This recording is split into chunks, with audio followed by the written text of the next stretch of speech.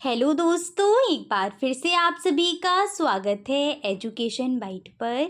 कैसे हो आप सभी? मुझे उम्मीद है कि आप सब एकदम बढ़िया होंगे। एसएसटी का जो सिलेबस है वो सर ने आपका कंप्लीट करवा दिया है। उनका एग्ज़ाम है अभी, तो इस वजह से उनको समय नहीं मिल पा रहा है आपकी क्लासेस के लिए। तो आपके जो प्रीवियस ईयर क्वेश्चन पेपर हैं वो मैं सॉल्व करवा रही हूँ। आज मैं आपका लेकर के आई हूँ 2023 का जो एसएसटी का प्रश्न पत्र है, इसका कंप्लीट सॉल्यूशन। तो आप लोग फटाफट से जुड़ जाइएगा और अपने दोस्तों को भी क्लास को शेयर कर दीजिएगा।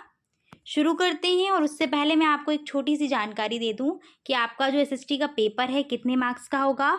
तो ये पेपर आपका 50 नंबर का होगा।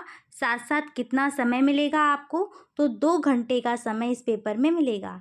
इसलिए समय को ध्यान में रखते हुए एग्जाम में पेपर सॉल्व करिए। शुरू करते हैं पहले क्वेश्चन से। पहला क्वेश्चन पूछा गया था, सबसे प्राचीन वेद कौन सा है? ऋग्वेद, सामवेद, यजुर्वेद या फिर अथर्ववेद? तो सबसे प्राचीन वेद है आपका ऋग्वेद। ऋग्वेद में कितने मंडल हैं? तो याद रखना, ऋग्वेद में 10 मंडल हैं। और गायत्री मंत्र का जो उल्लेख है वो भी ऋग्वेद में ही किया गया है। सामवेद से क्वेश्चन आया था आपका कि साम का शाब्दिक अर्थ क्या? ये प्रीवियस ईयर क्वेश्चन है। तो साम का शाब्दिक अर्थ होता है संगीत। भारतीय संगीत का जो आधार है वो आपका सामवेद ही है। अथर्ववेद में क्या है? इसमें जादू टोने, औषधि, तंत्र मंत्र, इन सब का वर्णन किया है। यजुर्वेद में किसका वर्णन है? तो इसमें कर्म कांडों की प्रधानता है। ये एकमात्र ऐसा वेद है जो आपका किसमें है? गद्य पद्य दोनों में है। जो आपका यजुर्वेद है वो गद्य में भी लिखा है और पद्य, इसमें दोनों देखने को मिलता है। नेक्स्ट क्वेश्चन है, शक संवत किसने चलाया था? अशोक ने, चंद्रगुप्त ने, कनिष्क ने या फिर समुद्रगुप्त ने? तो शक संवत जो है वो चलवाया गया है कनिष्क के द्वारा। कब शुरू किया था इन्होंने? तो शक संवत की शुरुआत हुई थी 78 ईस्वी में। यहीं पर एक क्वेश्चन और ध्यान आ रहा है मुझे, जो विक्रमी संवत से भी पूछ लेते हैं। वो विक्रमी संवत जो है वो आपका कब शुरू हुआ था? तो विक्रमी संवत शुरू हुआ था 57 ईसा पूर्व। ध्यान रखना, ये ईसा पूर्व शुरू हुआ है, वो ईस्वी में शुरू हुआ है। किसने शुरू किया था? तो चंद्रगुप्त सेकेंड, जो आपके चंद्रगुप्त द्वितीय थे, इन्होंने विक्रमी संवत की शुरुआत की थी। और कब शुरू हुआ है? तो समय इसका जरूर ध्यान रखिएगा। नेक्स्ट क्वेश्चन पर आइए। पुरा पाषाण काल में मनुष्य का व्यवसाय था आखेट, कृषि, व्यापार या शिल्प? तो आपको पता है पुरा पाषाण के मानव को ज़्यादा ज्ञान नहीं था कृषि वगैरह का, ना इतने वो आगे विकसित हो पाए थे। तो उन्हें क्या बस था, वो शिकार किया करते थे, मार करके खाते थे जानवरों को। सबसे पहले मतलब कच्चे ही मांस खा जाते थे, फिर धीरे धीरे आग की खोज हो गई, तब पका करके खाने लगे। तो उनका जो व्यवसाय भी था वो कुछ ऐसा ही था, यानी कि शिकार या फिर आप बोल सकते हो आखेट, यही उनका व्यवसाय था। मोहनजोदड़ो की सबसे बड़ी इमारत थी पुरोहित आवास, स्नानागार, अन्नागार या फिर कोषागार? तो हड़प्पा सभ्यता जो है उसमें आपको पता है सबसे बड़ी जो इमारत देखने को मिली थी वो कौन सी थी? अन्नागार। हालांकि यहाँ पर एक बड़ा स्नानागार भी देखने को मिला था, बट यहाँ सबसे बड़ी इमारत की बात कर दी, इसलिए ऑप्शन आपका सही हो जाएगा अन्नागार। ठीक है। अगला प्रश्न है, शायद 45 मीटर के लगभग इसकी कुछ लंबाई थी, वो आप चेक कर लेना। फिफ्थ क्वेश्चन देखिएगा, सूर्य के चारों ओर परिक्रमा करने वाले खगोलीय पिंड कहलाते हैं क्षुद्र ग्रह, उपग्रह, ग्रह या पुच्छल तारा? तो ऐसे पिंड जो सूर्य की परिक्रमा करते हैं उन्हें कहते हैं ग्रह, और ऐसे पिंड जो ग्रहों की परिक्रमा करते हैं वो कहलाते हैं उपग्रह। हमारा उपग्रह कौन सा है? प्राकृतिक उपग्रह, तो वो है चंद्रमा। बताइए किस ग्रह के सर्वाधिक उपग्रह हैं? और यहीं पर उत्तर आना चाहिए। 3 क्वेश्चन मैं आपको दे रही हूँ। किस ग्रह के सर्वाधिक उपग्रह हैं, साथ साथ सबसे छोटा उपग्रह कौन सा है सौरमंडल में, और सबसे बड़ा उपग्रह कौन सा है? नेक्स्ट क्वेश्चन है आपका, इंडिका पुस्तक के लेखक हैं कौटिल्य, सिकंदर, मेगास्थनीज या फिर अरस्तु? तो इंडिका पुस्तक के लेखक है मेगास्थनीज। ये आपके यूनानी राजदूत थे जो सिकंदर के टाइम पे, सिकंदर कह रही हूँ, चंद्रगुप्त मौर्य जो थे उनके दरबार में ये थे, सेल्यूकस के यहाँ से आए हुए थे। ठीक है। कौटिल्य को चाणक्य बोलते हैं, हम चाणक्य के नाम से भी इनको जानते हैं। अर्थशास्त्र की इन्होंने रचना की हुई है।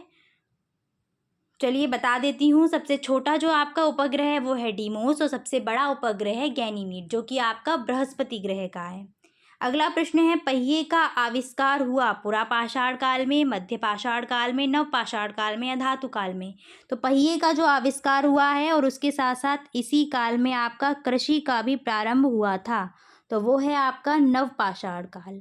आग की खोज जो है वो किस काल में हुई है? तो वो हुई है पुरा पाषाण काल में। 3 क्वेश्चन यहाँ से बनते हैं और पूछते हैं, वो एक ही पेपर में आ जाते हैं कभी कभी। तो याद रखना, पहिए का आविष्कार और कृषि का प्रारंभ हुआ है नव पाषाण काल में और आग की खोज हुई है पुरा पाषाण काल में।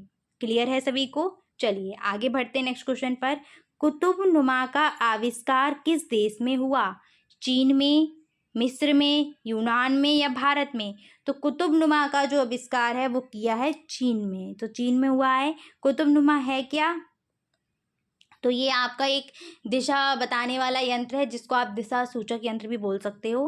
भारतीय मानक समय रेखा गुजरती है। मानक समय रेखा, वो भी भारतीय बात कर रहे हैं। अहमदाबाद से, इलाहाबाद से, कोलकाता से या बताइए कहाँ से गुजरेगी? तो भारतीय समय रेखा जो है वो इलाहाबाद, यानी कि अब तो इसका नाम प्रयागराज हो गया, यहाँ से गुजरती है। और कहाँ से? नैनी जो स्थान है वहाँ से गुजरती है। इसका मान कितना है? तो ये है आपकी 82.5 डिग्री पूर्वी देशांतर। ठीक है। विश्व की मानक समय रेखा कौन सी है? तो वो है आपकी 0 डिग्री देशांतर। कहाँ से गुजरती है? तो लंदन की ग्रीनविच शहर से जो है वो गुजरती है। अगला प्रश्न है आपका, नासा का मुख्यालय स्थित है जापान में, अमेरिका में, ब्राज़ील में या कनाडा में? तो नासा का जो मुख्यालय है वो अमेरिका, वॉशिंगटन डीसी में स्थित है। नासा की फुल फॉर्म फटाफट से कमेंट सेक्शन में टाइप करो। नासा की फुल फॉर्म क्या है? फटाफट से सभी का उत्तर आना चाहिए। नासा की फुल फॉर्म इम्पॉर्टेंट क्वेश्चन है और यहीं से घुमा घुमा के क्वेश्चन पूछते हैं। नासा की फुल फॉर्म एक बार पूछी जा चुकी है, इसलिए इसको फटाफट से टाइप करिए। अगला क्वेश्चन है, पूर्वी घाट तथा पश्चिमी घाट किस स्थान पर मिलते हैं? अन्नामलाई पर, नीलगिरी की पहाड़ियों पर, सतपुड़ा पर्वत पर या फिर आपके नेपाल में? तो आपका भारत का नीचे का ये वाला हिस्सा है। तो पूर्वी घाट और जो पश्चिमी घाट है, जब वो मिलते हैं तो वहाँ पे जो पहाड़ियाँ हैं वो किसकी हैं?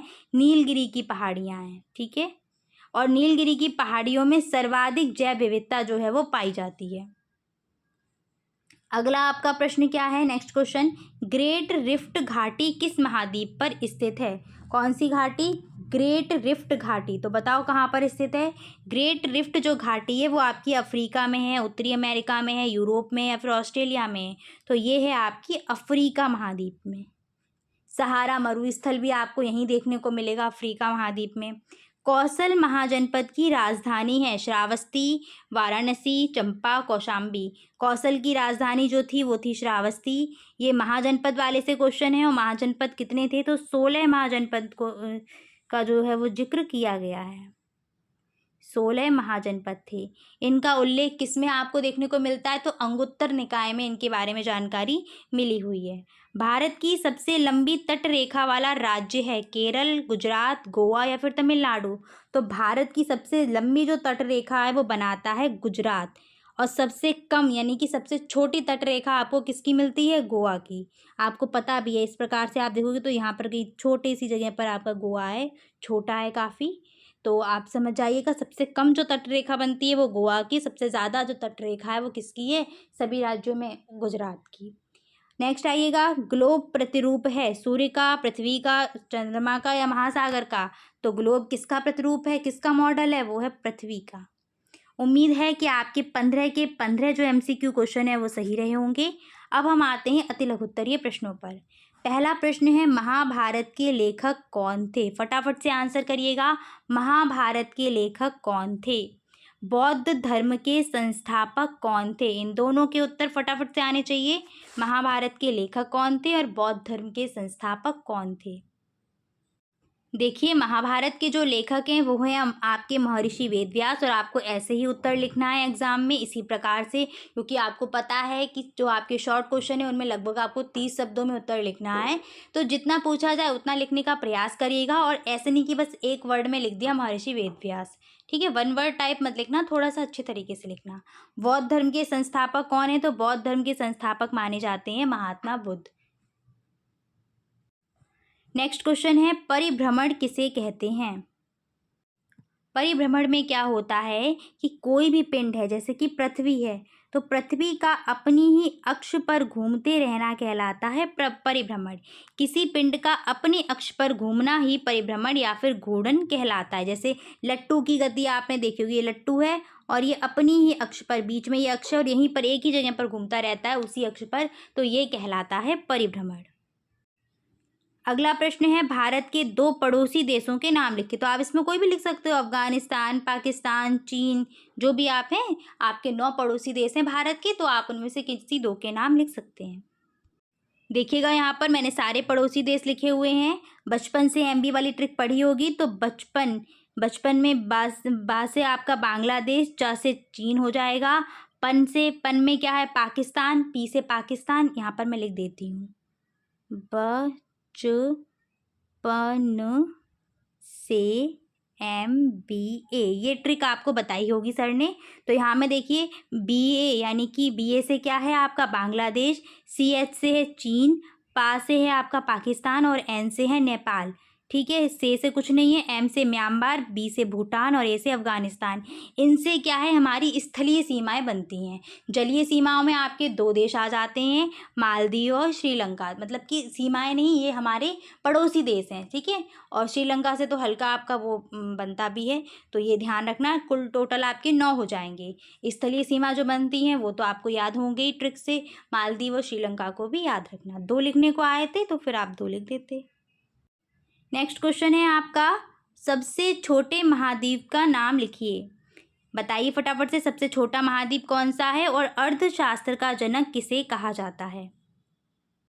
सबसे छोटा महाद्वीप जो है वो है ऑस्ट्रेलिया महाद्वीप। यही हम सबसे बड़े महाद्वीप की बात करते हैं तो वो आ जाता है आपका एशिया महाद्वीप, और एशिया महाद्वीप में ही हमारा क्या है, भारत है। सबसे बड़ा महाद्वीप एशिया, सबसे छोटा महाद्वीप ऑस्ट्रेलिया। अर्थशास्त्र के जनक कौन है, तो एडम स्मिथ को अर्थशास्त्र का जनक जो है वो कहा जाता है। नेक्स्ट क्वेश्चन है, जिले के मुख्य अधिकारी कौन कौन हैं। फटाफट से उन सभी के नाम लिखिए। और अगला प्रश्न है, कृषि का आरंभ किस काल में हुआ था। इसका जस्ट आंसर अभी मैंने आपको ऑप्शन में ही दे दिया था, कृषि का प्रारंभ कब हुआ था, तो ये हुआ था नवपाषाण काल में। जिले के मुख्य अधिकारियों में आप किस किस का नाम लिख सकते हो, जिलाधिकारी, जिला न्यायाधीश, मुख्य चिकित्सा अधिकारी, वरिष्ठ पुलिस अधीक्षक, बेसिक शिक्षा अधिकारी, मुख्य विकास अधिकारी इत्यादि सभी क्या हैं, जिले के मुख्य अधिकारी हैं। इनको अपने अपने विभाग का जो है वो कार्य दिया गया है, उसमें ये मुख्य है। कृषि का आरंभ कब हुआ था, तो ये नवपाषाण काल में हुआ था। साथ साथ इसके किसका आरंभ भी हुआ था, पहिए का आविष्कार भी नवपाषाण काल में ही हुआ है। और आग की खोज है वो किसमें हुई है, पुरापाषाण काल में। अगला प्रश्न है, नगर निगम की आय का स्रोत क्या है। देखिए, नगर निगम की आय के स्रोत में आप कई सारे स्रोत लिख सकते हो कि नगर निगम का जो कार्य है, टैक्स वगैरह यहाँ से ये लेते हैं तो वही इनकी आय के स्रोत बन जाते हैं। तो संपत्ति कर, गृह कर, सीवरेज कर, जल आपूर्ति कर जो आपका वाटर टैक्स वगैरह रहता है, पार्किंग शुल्क, टोल टैक्स, मनोरंजन कर, विज्ञापन कर, मेले वगैरह लगते हैं तो उन सब का जो कर है वो सब आ जाते हैं। ठीक है, तो ये इसके आय के स्रोत हो जाएंगे। नेक्स्ट क्वेश्चन है, हड़प्पा सभ्यता के प्रमुख देवी देवताओं के नाम लिखिए। और साथ साथ ये क्वेश्चन भी देख लेते हैं, सिंधु घाटी सभ्यता और वैदिक सभ्यता में कोई एक अंतर बताइए। देखिए, हड़प्पा सभ्यता के जो निवासी थे वो प्रकृति को बहुत मानते थे। वो ज़्यादातर जो पूजा करते थे वो प्रकृति की पूजा करते थे। तो इसमें जितने भी आपको आसपास प्रकृति में जो भी देवी देवता दिखते हैं वो उनके आप नाम लिख दीजिएगा। यानी कि जैसे सूरज हो गया, धरती हो गई, इन सब की पूजा करते थे। तो मातृ देवी, पशुपति शिव, धरती, वृक्ष, नाग, जल, सूर्य, अग्नि इत्यादि को ये इनके यहाँ के जो हैं प्रमुख देवी देवता हैं। क्योंकि हड़प्पा सभ्यता के जो लोग थे वो प्रकृति की ही पूजा किया करते थे। तो प्रकृति में आपको जो भी देवी देवता दिखेंगे ना, जैसे जल हो गया तो इसकी भी पूजा करते थे, वृक्ष दिख गए इनकी भी, नाग देवता, तो ये सारे उनके देवी देवता थे। इसके बाद था सिंधु घाटी और वैदिक सभ्यता में क्या अंतर है।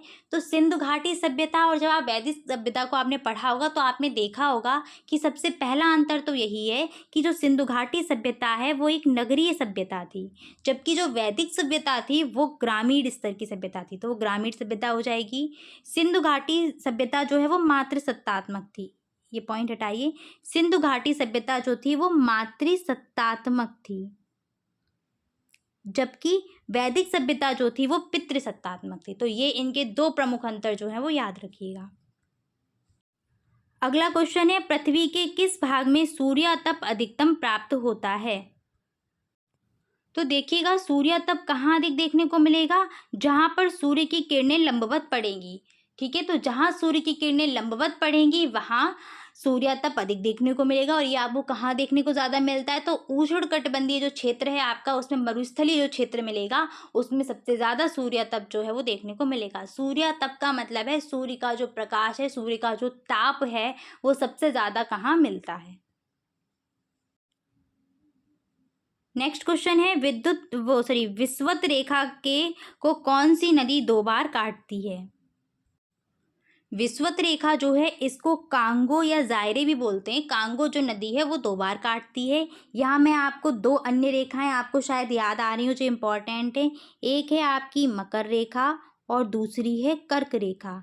इनको कौन सी नदियाँ का मतलब कौन सी नदियाँ 2-2 बार काटती हैं? तो मकर रेखा जो है इसको काटती है आपकी लिम्पोपो नदी। ठीक है, लिम्पोपो नदी ये 2 बार काटती है। लिम्पोपो और कांगो ये दोनों ही अफ्रीका में ही हैं। दोनों नदियाँ अफ्रीका में बहती हैं। कर्क रेखा को कौन सी नदी 2 बार काटती है? तो कर्क रेखा को काटती है माही नदी। और माही नदी कहाँ बहती है? तो माही नदी जो है वो अपने भारत में ही बहती है, गुजरात राज्य में। ठीक है, तो ये याद रखना कि अगर विषुवत रेखा की पूछी जाए तो वो कांगो या जायरे नदी विषुवत रेखा को 2 बार काटती है। मकर रेखा को काटती है लिम्पोपो नदी जो अफ्रीका में बहती है। और जो आपकी कर्क रेखा है इसको काटती है माही नदी जो कि हमारे भारत में ही गुजरात में बहती है। अगला प्रश्न है, सिकंदर के आक्रमण के 2 राजनीतिक प्रभाव को लिखिए। साथ साथ प्राचीन काल के 2 महाकाव्य, इन दोनों के उत्तर सबसे पहले तो आप इसका बताइएगा, प्राचीन काल के 2 महाकाव्य। देखिए, सिकंदर के जो राजनीतिक प्रभाव पड़े थे वो पहले देख लेते हैं क्या थे। तो सिकंदर के आक्रमण ने उत्तर पश्चिम के शासकों को राजनीतिक एकता का पाठ पढ़ाया। जो पहले एकता नहीं थी, सब अपना अपना कर रहे थे कि भाई अपना हम राजा हैं, अपना राज्य को देख रहे हैं, बस वही। क्योंकि जब आक्रमण हुआ तो उस टाइम पर वही है ना कि जब आप एकजुटता नहीं दिखाओगे, एकता नहीं दिखाओगे तो कहीं ना कहीं आपको हार का सामना करना पड़ेगा। वही हुआ था, तो राजनीतिक एकता का पाठ पढ़ाया था। साथ साथ यहाँ जो भारत के लोग थे, भारतवासी थे, उनको अपनी राजनीतिक दुर्बलता तो पता चली कि हम एकजुट नहीं हैं। इसके साथ साथ उनको अपनी सैनिक दुर्बलता का भी पता चला था। तो ये इससे लाभ हुए थे या ये इसका प्रभाव रहा था सिकंदर के आक्रमण का। प्राचीन काल के 2 महाकाव्य पूछे थे, तो आपके 2 महाकाव्य में रामायण और महाभारत का नाम आप लिख सकते हो। तो 2 महाकाव्य कौन से हो जाएंगे? रामायण और महाभारत। आपके अति लघुत्तरीय प्रश्न समाप्त हुए। उम्मीद है कि सारे अति लघुत्तरीय आपके सही रहे होंगे। अब हम आते हैं आपके लघुत्तरीय प्रश्नों पर। और पहला प्रश्न है, पृथ्वी को हरित ग्रह यानी कि ग्रीन प्लैनेट जो है वो क्यों कहते हैं? तो उत्तर देखिए कैसे लिखोगे। आपको 50 शब्द लगभग लिखने पड़ेंगे इसमें, कम से कम 50 शब्द, उससे ज़्यादा तो आप लिख सकते हो समय के अनुसार। हमारी जो पृथ्वी है वो कई कारणों से हरा ग्रह मानी जाती है और उसमें सबसे मुख्य कारण है वनस्पतियों का होना। ठीक है, जब पृथ्वी को हम बहुत दूर से यानी कि अंतरिक्ष से जब देखते हैं तो पृथ्वी पर नीले कलर के अलावा आपको जो प्रमुख रंग देखने को मिलता है वो है हरा रंग। आपने देखा होगा पुस्तकों में भी या वैसे भी गूगल पर अभी आप सर्च करोगे तो आपको जो पृथ्वी का चित्र देखने को मिलेगा उसमें आपको नीला रंग तो जल का प्रतीक है वो तो देखने को मिलता ही है, साथ साथ एक रंग और देखने को मिलता है जो है हरा। मिलता है कि नहीं? वो हरा रंग किसके कारण है? वनस्पतियों के कारण ही है। पेड़ पौधे, शैवाल जैसे सूक्ष्म जीवों आदि की उपस्थिति ही पृथ्वी को हरा ग्रह बनाती है। ग्रह के सुदूर भाग में घने जंगल और वनस्पति के कारण भी ये हरा भरा दिखता है। आपको पता है यहाँ पर अमेज़न के जो वन हैं, आपके अमेज़न के जंगल जो घने जंगल हैं वो भी क्या हैं? अंतरिक्ष जब आप देखते हैं तो हरा रंग जो है वो उनके कारण भी दिखता है। तो कुल मिला के पृथ्वी का हरा ग्रह होने का जो रीज़न है वो क्या है? पृथ्वी पर वनस्पतियों का होना। नेक्स्ट क्वेश्चन है, मौर्य साम्राज्य के पतन का कारण स्पष्ट कीजिए। मौर्य साम्राज्य के पतन के कारण निम्नलिखित हैं। पहला क्या लिखा है? सम्राट के अशोक के बाद अयोग्य उत्तराधिकारियों का होना। कोई ऐसा योग्य उत्तराधिकारी नहीं आया जो इतने विशाल साम्राज्य को संभाल सके। सम्राट अशोक की मृत्यु के बाद साम्राज्य में विघटनकारी जो शक्तियाँ या प्रवृत्तियाँ थीं उनका सशक्त और सक्रिय हो जाना। जो भी षड्यंत्र जो करने वाले होते हैं ना, मतलब अलग अलग अपना राज्य चाहते हैं, उनका सशक्त हो जाना। साम्राज्य विशाल होने के कारण आंतरिक अव्यवस्था भी मौर्य साम्राज्य के पतन का कारण बड़ी। बड़ा साम्राज्य हो गया था, लगभग संपूर्ण भारत पर ही राज्य हो गया था। तो उतना बड़ा साम्राज्य संभालने के लिए भी कोई ऐसा व्यक्ति होना चाहिए जो सही से देखरेख कर पाए। इसके बाद उच्च पद के जो पदाधिकारी थे या अधिकारी थे, जैसे अमात्य वगैरह हो गए, तो इनके अत्याचार भी कहीं ना कहीं बढ़ने लगे और मौर्य साम्राज्य का पतन प्रारंभ होना शुरू हो गया। इस स्थानीय राजनीति का उदय, विदेशी आक्रमण, यवनों के आक्रमण होने लगे थे उस टाइम पर, तो ये भी कारण बने कहीं ना कहीं। सम्राट अशोक की जो धम्म नीतियाँ थी, इन्होंने पहले तो लड़ाई झगड़ा जो भी युद्ध वगैरह करके संपूर्ण जो था सब जगह अपना साम्राज्य स्थापित कर लिया। उसके बाद ये किस पर आ गए? अहिंसा की नीति पर आ गए। तो कहीं ना कहीं ये जो इनकी नीति थी, ये भी मौर्य साम्राज्य को पतन की तरफ ले गई। अगला क्वेश्चन है, व्यक्तिगत आय किसे कहते हैं? व्यक्तिगत आय का तात्पर्य है किसी व्यक्ति की विभिन्न स्रोतों जैसे मजदूरी, निवेश, उद्गम, निवेश जो उद्यम वगैरह हो गए, ठीक है, और आय के अन्य स्रोतों से प्राप्त की गई कुल इनकम, कुल कमाई। व्यक्तिगत आय के स्रोतों में रोजगार से अर्जित आय भी आ जाती है, निवेश के द्वारा लाभांश, जैसे कहीं आपने पैसा जमा किया तो वहाँ से जो लाभ हो रहा है वो भी आय में आ जाएगा, जो कहीं आपने दिया हुआ है वहाँ से जो धन प्राप्त हो रहा है वो सब इसके अंतर्गत आ जाएगा। संपत्ति के स्वामित्व से प्राप्त किराया, व्यवसायों से लाभ साझा करना, ये सभी व्यक्तिगत आय के स्रोतों में शामिल हैं। नेक्स्ट क्वेश्चन है, जिलाधिकारी के कर्तव्यों का वर्णन कीजिए। जिलाधिकारी जो हैं उनके निम्नलिखित कर्तव्य हैं, ये आपको लिखना ही लिखना है, निम्नलिखित कार्य हैं, ऐसी कोई लाइन लिखना, उसके बाद उनके पॉइंट्स को लिखना। तो पहला क्या है? जिले में शांति, सुरक्षा, सद्भाव, कानून की व्यवस्था को बनाए रखना, ये जिलाधिकारी का कर्तव्य है। बाढ़, सूखा और महामारी जैसी प्राकृतिक आपदाओं के समय में आपदा प्रबंधन करना या करवाना भी जो काम है वो किसका है? जिलाधिकारी का है। आपातकाल के समय में जिले में सशस्त्र बलों को तैनात करना और उन सभी का मार्गदर्शन करने का उत्तरदायित्व किसको है? जिलाधिकारी को है। जिलाधिकारी को अपराध विरोधी कानून के तहत हिरासत आदेश और वारंट जारी करने का भी अधिकार प्राप्त है। जिलाधिकारी जिले के सभी प्रमुख विभागों, कृषि, भू संरक्षण, शिक्षा, उद्योग, खेलकूद, परिवहन आदि के सारे कार्यों और नीतियों को प्रभावी रूप से क्रियान्वयन करवाने के लिए उत्तरदायित्व रखता है। यानी कि जो भी आपके इम्पोर्टेंट विभाग हैं बड़े बड़े, उन सभी की जो क्रियाकलाप है सुचारू रूप से चले, उनकी देखरेख करना, काम सही से हो रहा है कि नहीं हो रहा है, इन सभी का उत्तरदायित्व किसके पास है? जिलाधिकारी के पास है। नेक्स्ट क्वेश्चन है, बौद्ध धर्म के प्रमुख सिद्धांत बताइए। देखिए, बौद्ध धर्म में क्या बताए गए थे? 4 आर्य सत्य बताए गए थे कि नहीं? कौन कौन से? तो पहला इन्होंने बोला था दुख है, दूसरा बोला था दुख का कारण है, और तीसरा बोला था दुख निरोध है, और चौथा था दुख निरोध का मार्ग है। दुख है, इसका मतलब है कि इंसान को इस दुनिया में अगर वो रह रहा है तो कहीं ना कहीं हर एक चीज़ में कहीं किसी ना किसी अवस्था में उसको दुख मिलेगा, चाहे जन्म में हो, बूढ़े होते तब भी बीमारियां आ जाती हैं तो भी दुख का कारण ही, मतलब दुख ही है वो भी, ठीक है।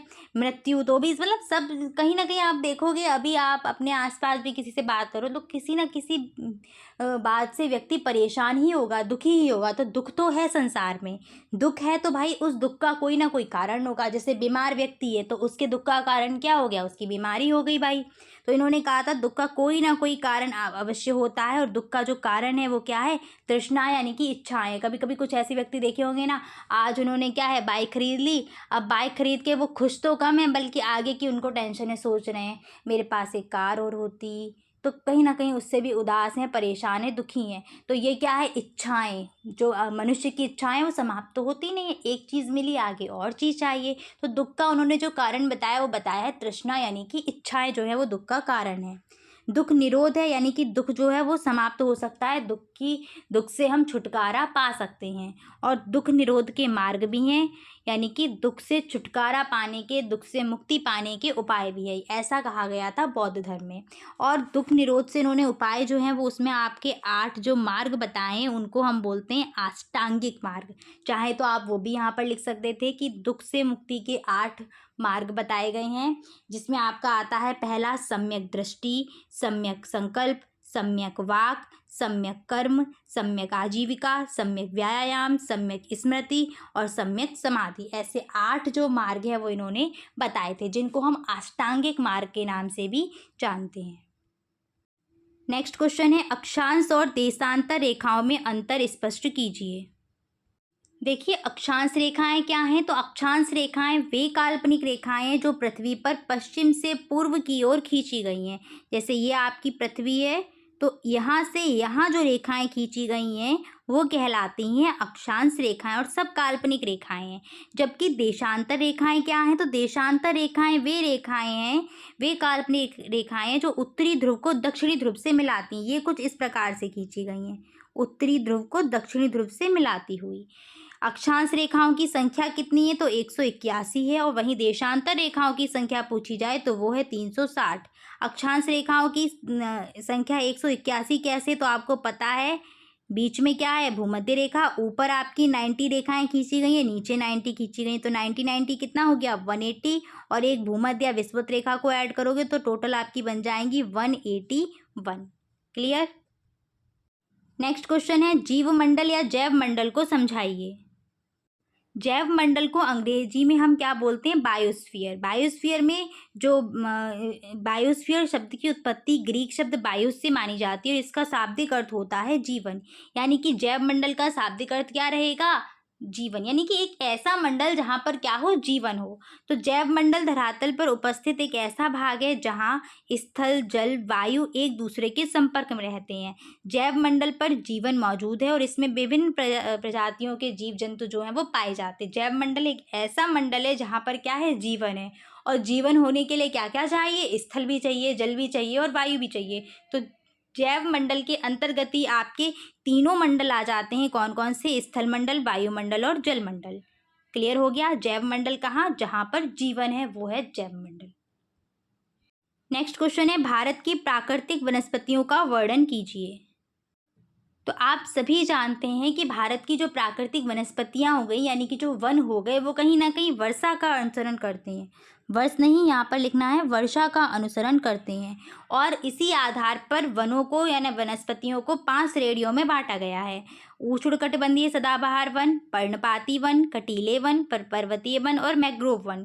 तो ये 5 प्रकार के जो वन हैं वो पाए जाते हैं। उष्णकटिबंधीय सदाबहार वन क्या होते हैं? शॉर्ट में इनके बारे में लिखना है, क्योंकि 2 नंबर में आए, इतना समय नहीं होता है कि आप पूरी उसके बारे में जानकारी लिखो। एक पूछा जाए केवल उष्णकटिबंधीय वन तो आप प्रॉपर उसकी डिटेल लिखिएगा। कई सारे पूछे जा रहे हैं तो शॉर्ट में वर्णन करना होता है, ठीक है। तो उष्णकटिबंधीय सदाबहार वन क्या होते हैं? इनको सदाबहार वन भी कहा जाता है। इनकी विशेषता है कि ये साल भर अपनी पत्तियां नहीं गिराते हैं। पर्णपाती वन क्या होते हैं? इन्हें पतझड़ या मानसूनी वन भी कहते हैं। ये पतझड़ के मौसम में अपनी पत्तियों को गिरा देते हैं। साल में एक बार इनकी पत्तियां जरूर गिरेंगी और फिर वापस से नई पत्तियां वहां निकल आती हैं। कटीले वन क्या है? यह कम वर्षा वाले क्षेत्र में पाए जाते हैं, जैसे मरुस्थल वाले एरिया में। और इन वनों में क्या होते हैं? जो भी वृक्ष या वनस्पतियां पाई जाती हैं उनमें कांटे पाए जाते हैं, जैसे बबूल वगैरह हो गया, नागफनी वगैरह, तो ये सब आ जाएंगे। पर्वतीय वन ये कहाँ होंगे? पर्वतों और पहाड़ी क्षेत्रों पर पाए जाते हैं, इसी कारण इनको क्या बोला जाता है? पर्वतीय वन। मैंग्रोव वन कहाँ पाए जाते हैं? तो भारत के तटीय क्षेत्रों में जहाँ नदियाँ डेल्टा बनाती है वहाँ पर आपके पाए जाते हैं मैंग्रोव वन। इधर आपका जो गंगा और ब्रह्मपुत्र का डेल्टा बनता है भारत के इधर साइड, वहाँ पाए जाते हैं। और गुजरात में जो आपका कच्छ का रण है वहाँ पर भी ये आपके पाए जाते हैं। अगला प्रश्न है नगर निगम की संरचना तथा कार्यों का वर्णन कीजिए। नगर निगम जो है वो कहाँ पर हैं? तो आपको पता है जो नगर जिन्हें महानगरों का दर्जा मिला हुआ है, जो बड़े नगर हैं, वहां पर होता है आपका नगर निगम। तो जिन नगरों को महानगरों का दर्जा दिया जाता है वहां नगर निगम का गठन होता है। 5 लाख से अधिक जनसंख्या वाले शहर में नगर निगम जो है वो बनता है। नगर निगम के अध्यक्ष को हम महापौर या मेयर कहते हैं। ये सबसे इम्पोर्टेंट पॉइंट है आपका। वेरी शॉर्ट में एमसीक्यू में कई बार पूछा गया है नगर निगम का अध्यक्ष कौन है? तो महापौर या मेयर कहा जाता है। प्रत्येक नगर निगम में नागरिकों के द्वारा चुने गए प्रतिनिधि होते हैं। इन प्रतिनिधियों का चुनाव मताधिकार के द्वारा होता है, ठीक है, जिनको सभासद वगैरह भी बोलते हैं। और नगर निगम के लिए सभासदों की जो संख्या है वो सरकार के द्वारा निश्चित की जाती है। 5 वर्ष के लिए इनका गठन है किया जाता है, ठीक है। समय भी याद रखना, 5 वर्ष के लिए जो है वो गठित होती है। नगर पालिका आपकी छोटे स्तर पर रहेगी, जो आपकी महानगर नहीं है उनमें होती है, ठीक है। नगर निगम के कार्य क्या रहेंगे? तो सार्वजनिक निर्माण, सड़कों का निर्माण करवाना, उनकी मरम्मत करना, देखरेख करवाना, सड़कों पर रोशनी की व्यवस्था करना, जल की व्यवस्था करना, ठीक है। ये इसके काम रहेंगे। नगर की सफाई करवाना, आपके जो नाले नालियाँ इन सब की, सड़कों की इन सब की सफाई करवाना, ये भी इसी के अंतर्गत आएगा। पार्क, मेला, शिक्षा, दवाखाना इन सब की व्यवस्था करवाना। शहर में अगर कोई संक्रामक रोग की स्थिति बन रही है तो उसकी रोकथाम की स्थिति करना। अगर फैल गया है संक्रामक रोग तो भी क्या करना, पहले उसको रोकना, फिर उसके इलाज की जो भी सुविधाएं हैं वो प्रोवाइड कराना। ठीक है, तो ये सब टीकाकरण वगैरह जो भी हो गया वो सब आ जाएगा इसके अंतर्गत। तो ये सब नगर निगम के कार्य रहेंगे। नेक्स्ट एंड लास्ट क्वेश्चन है आपका, हिमालय को कितनी श्रेणियों में बांटा गया है? श्रेणियों का नाम लिखते हुए हिमालय से होने वाले लाभ भी बताइए। हिमालय जो है, हिमालय को 3 श्रेणियों में बांटा गया है, बृहद हिमालय, लघु हिमालय और शिवालिक हिमालय। शायद यहाँ पर आपको ध्यान आया हो कि ट्रांस हिमालय मैम कहाँ गया, तो ट्रांस हिमालय हिमालय की श्रेणी नहीं है, वो पहले से ही हिमालय जब बना था उससे पहले ही उपस्थित था आपका ट्रांस हिमालय। हिमालय की 3 श्रेणियाँ हैं, ठीक है, बृहद, लघु और शिवालिक। ज़्यादा डिटेल नहीं लिखनी है कि हमें हिमालय की लाभ भी लिखने हैं। तो हिमालय से लाभ क्या होता है, हिमालय जो है वो भारत की जलवायु के लिए बहुत ज़्यादा इंपॉर्टेंट है। भारत में जो जलवायु है उसमें सबसे ज़्यादा भूमिका रहती है हिमालय की। ये करता क्या है, जो मध्य एशिया से आने वाली ठंडी महाद्वीपीय जो वायु होती है, हवा होती है, उसको भारत में प्रवेश करने से रोकता है। ये हिमालय एशिया से जो ठंडी उधर से रूस के साइड से जो हवाएं आ रही होंगी उनको रोकेगा। ठीक है, और ये इसका एक काम और है, जो आपकी मानसूनी हवाएं होती हैं जो आपकी अरब सागर से और इधर से बंगाल की खाड़ी से जो आती हैं उनको भी क्या है, उधर जाने से रोकता है, वही बारिश का कारण बन जाती हैं इधर। तो ये भी लाभ होता है इससे। भारत की लगभग सभी महान नदियों का उद्गम स्थल भी क्या है, हिमालय की पर्वतमाला ही है।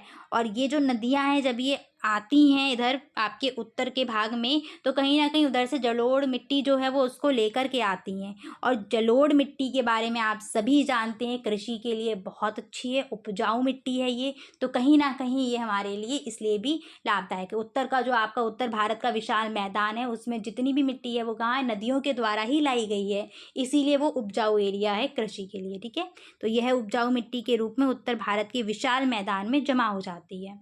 हिमालय पर्वतमाला वन संसाधनों में बहुत समृद्ध है, खनिज में भी आपकी बहुत ज़्यादा है, बहुत सारे खनिज यहाँ पर पाए जाते हैं। तो ये सब क्या है, हिमालय से होने वाले लाभ जो हैं वो रहेंगे।